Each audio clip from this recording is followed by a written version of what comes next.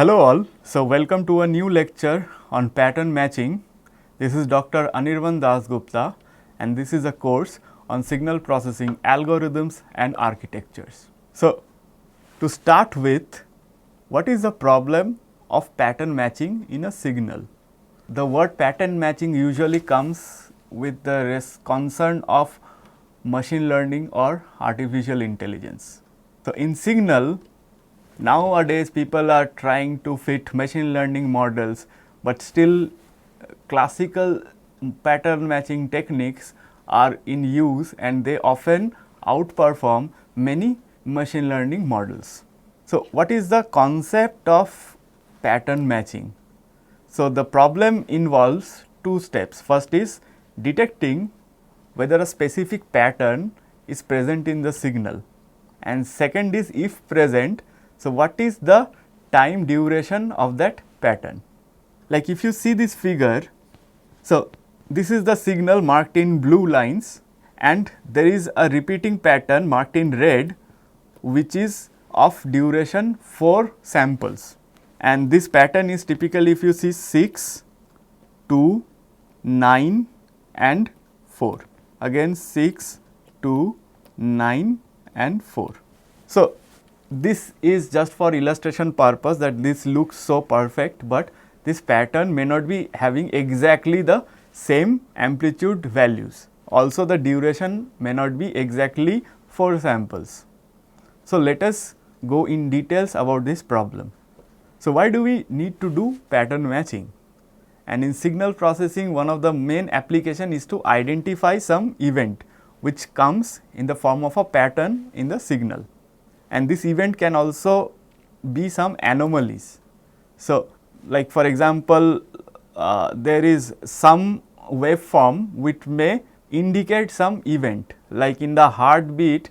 You have to detect the heartbeat, there is a specific pattern in the ECG signal. So, to count the number of heartbeats, you have to exactly find the patterns of this ECG QRS thing.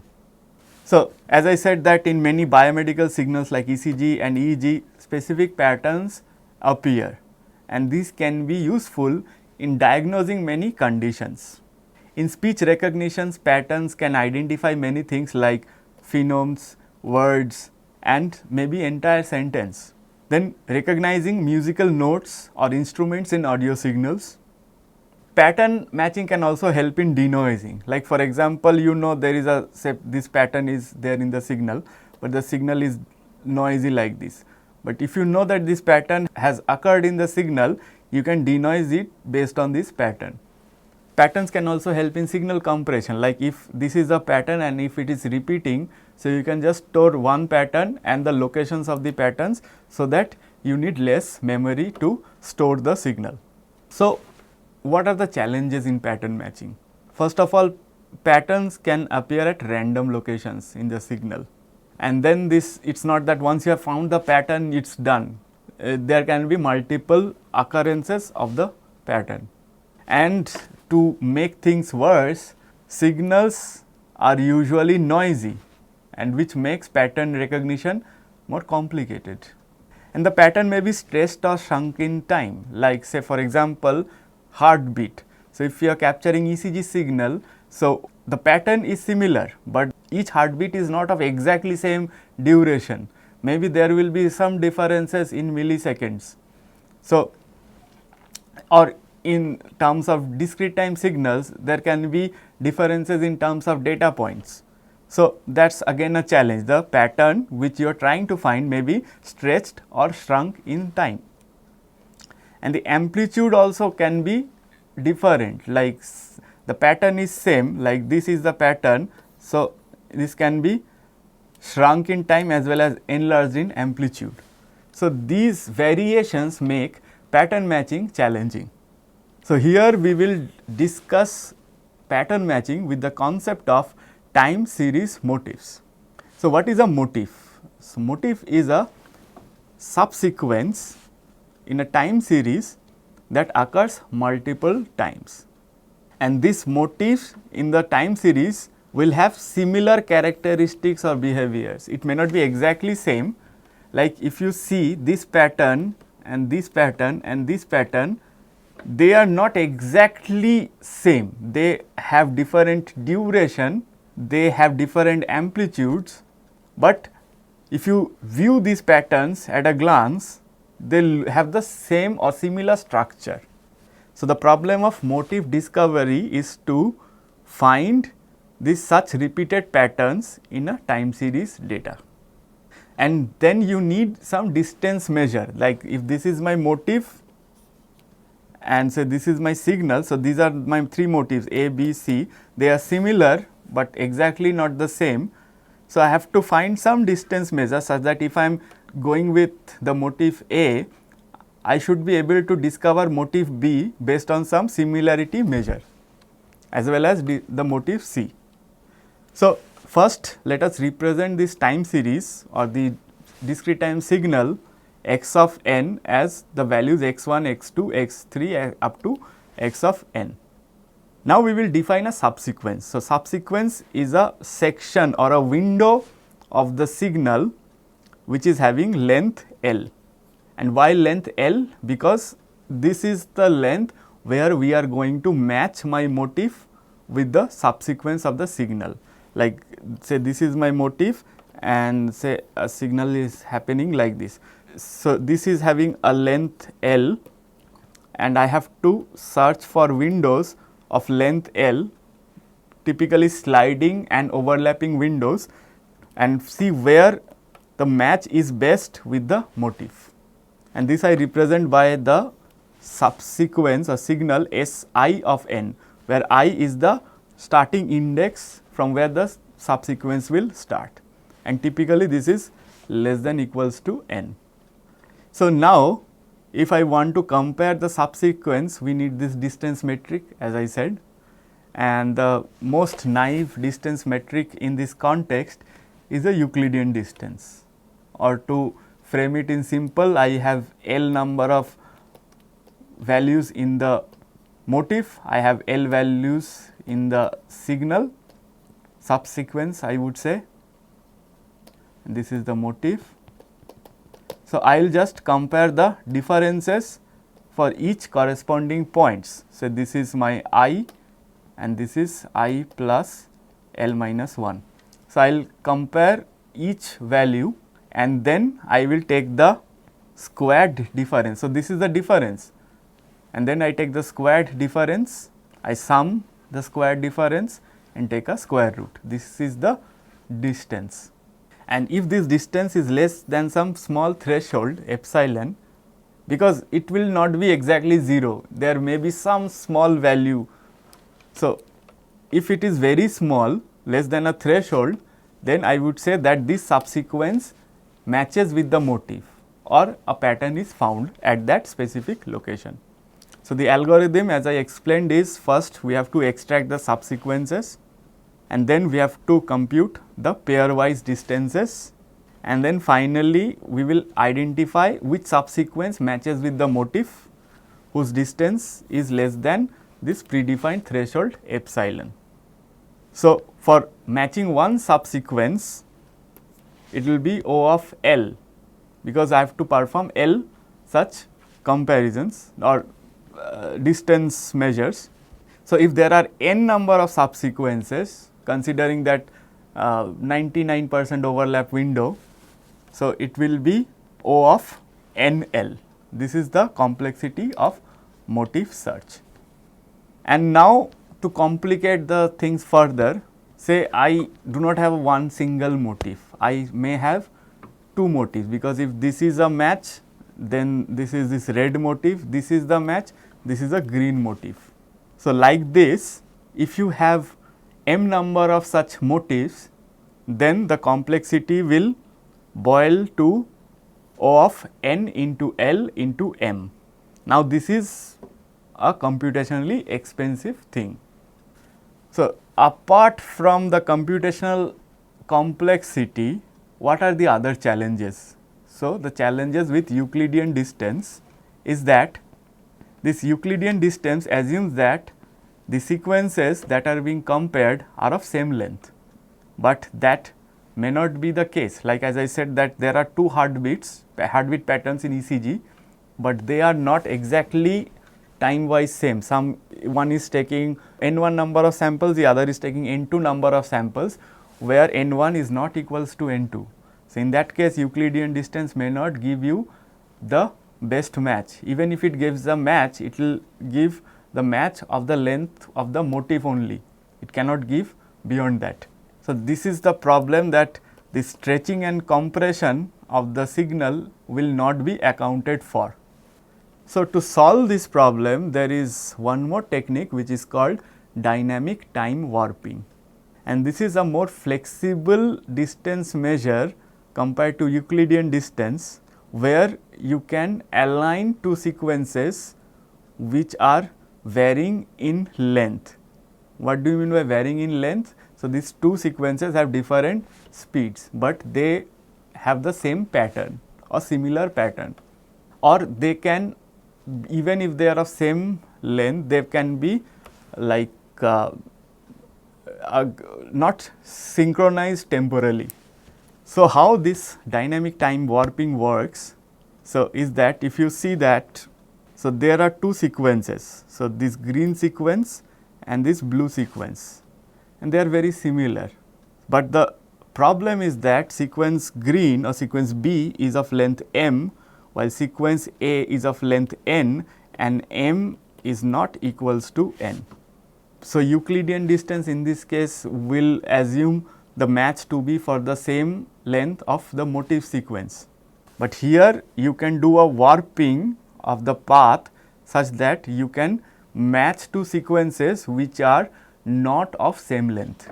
Like Euclidean matching will match exact point wise. So, this part is missed out, whereas dynamic time warping will adjust the time points, the time lags accordingly. So, here you see that there is a time lag, but this zigzag time lag is not accounted for in Euclidean matching, but DTW is accounting for those time lags. So, this is to show the same thing in a clear way. So, here the matching is done one by one. So, this shift in this second wave is not accounted well in the Euclidean distance. Of course, if you do a sliding window approach, then that will be accounted for, but DTW can do it directly. So, here you see that the point wise matches are done appropriately. So, what DTW is doing is that it is finding an optimal alignment, and this alignment will be optimum in the sense that this will minimize the distance between the corresponding points. And this cost of warping is calculated by looking at all the possible subsequences. So, this naturally looks computationally complex because you have to check for every cross points as well, but do not worry, there is something in algorithms called dynamic programming which makes this DTW computationally efficient to find the optimal path. And then there are some other modifications which help DTW to find the solution in a faster way. So, that is the main benefit, that it will allow for local shifts even if the pattern is stretched or compressed. So, let us see this example. So, we have two sequences. So, say T is the input sequence, this, and R is a reference sequence. Reference means our motif in this case. So, how will I find the DTW? So, this DTW is appearing in the form of a matrix, and this distance between 2 points is given by this distance matrix or this DTW distance matrix by the formula, the difference between the consecutive or the pair of points, so T I minus R j, where I and j may be equal, may not be equal, plus the minimum of these three values. And this is the relationship which DTW uses in dynamic programming to solve this problem efficiently. If you are confused, I will give one illustration which will make things easier. But what about the complexity? So, the complexity is, so N1, N2 is for matching with one motif for one subsequence, and then if you have L subsequences, it will be N1, N2, L, and then if there are m number of motifs, so this is a very high complexity as I told in the beginning. But with dynamic programming, this gets reduced to N1, N2 and m. So, how it gets reduced? So, if you see this matrix, now if you see the formula, again this looks pretty complicated, but let us try to simplify this. So, this is one subsequence and this is one subsequence, and for simplicity the sequence lengths are same, but this is not any constraint, you can have different lengths as well. So, first value is I will check this. So, this is the difference 1 and 1. So, what is the difference of 1 and 1? It is 0. So, if I see the next value, so this is 1 and this is 1, the value is 0, and the minimum of the previous values, these. So, what is the previous value? The previous value is also 0. So, this is 0 plus 0. What about this? So, 3 minus 1 is 2, and plus what is the minimum value present? This is 0 at the left, just left of this, and there is nothing above this. So, 2 plus 0 is 2. What about this value? So, this value will be 4 minus 1, 4 minus 1 plus the minimum adjacent. So, there is only one adjacent which is 2. So, 2. So, 4 minus 1 is 3 plus 2 is 5. What about this point? So, this point is 3 and 1. What is the difference? 3 and 1? The difference is 2. And then what is the minimum? So, there is only one which is 5. So, 2 plus 5 is 7. You see that as we are going away from the diagonal, the off diagonal, as it is going away from the diagonal, the distance is increasing, which is giving you the path of the lowest distance. Now, if we say any arbitrary point, say this value for example. So, this value will be obtained by, first is we have to compare the corresponding values. So, 3 and 3. So, 3 minus 3, take the mod. So, the distance is 0, and what are the 3 neighbors? This is one neighbor, this is one neighbor, and this is one neighbor. So, out of these 3 neighbors, which is the minimum? This 2 is the minimum. So, 2. So, this is 2. You take any value, say this. So, this will be 4 minus 3 is 1, and out of these 3, which is the minimum? 1. So, it will take 1 plus 1, which is 2. And now, once you complete the whole matrix, it is now very easy. So, first we will start at this diagonal and then we will reach this diagonal, and from here what is the next step? So, I have 3 options 0, 1 and 1. So, 0 is the least. So, I go here, then here I have 3 options 1, 1 and 2. So, among these 3 both are equally less. So, you can take either one or this one. Now, let us say I take this. So, if you even if you take this also, this will not be a wrong solution. So, if you see the next path, so next path the possibility is 1, 2 and 3. So, naturally 1 is lower. So, I will take this path. So, even if you take, instead of taking this path, if you take this path, that is also correct. So, both the answers are correct. Again from this one we have 2, 1, 1 and 1 is lower. So, I take this, and similarly I take this, then I take this and then I take this. So, this is the warping path, and now you see that 1 is mapped to 1, then this one is again mapped to 1, then 3 is mapped to 2, then again 3 is mapped to 3 values. That means, the sequence in x2 is having 3 values in x1, and then this 4 is mapped to this 4, then this 3 is also mapped to this 4, and then last one is mapped to 1. So, this is the alignment, and the optimizations which I had used, if you see that I am not, from this point I am not considering all the possible paths, because it has to move forward. So, that is called the monotonicity condition, that this will never go back in time index. Then the continuity condition, that I am only going one step ahead. So, which is the continuity condition, I will not jump indices. Then the boundary condition, that I will start at this location and I will end at this location. And the last is warping window. So, there will be a threshold, like if it is going away from in one direction only, say I can set a threshold of say 3 or 4 units, such that if it is at the same level at up to 4 units, I will forcefully drop it down to the next location. So, this is all for pattern matching. Thank you so much. Have a great day.